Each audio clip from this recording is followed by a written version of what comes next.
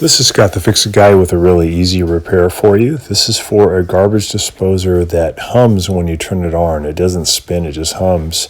So we made sure we unplugged it first.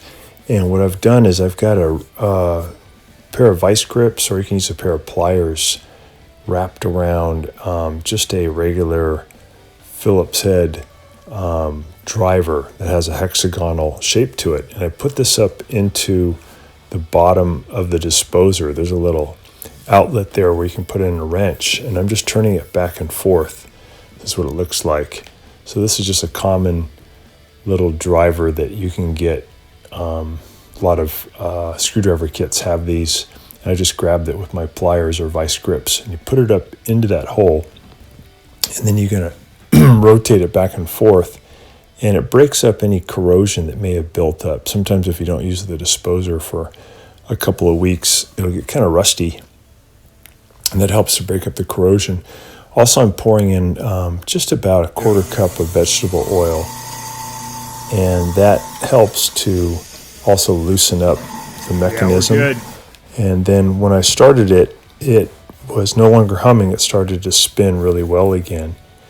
So pretty easy fix. There's also the little wrench that comes with your disposer that you can just put up in there and turn with your hand. Works great.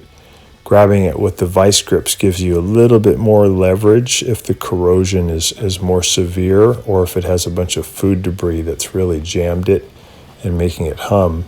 The vice grips would give you a little bit more torque or power to break up the corrosion. So that works pretty well. And you may notice sometimes when you press the button for the disposer, you don't even get a hum, but you just don't hear anything.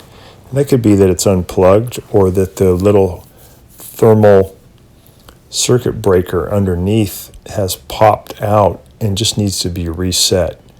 Typically that'll happen if it gets jammed up. So I just took a picture of it.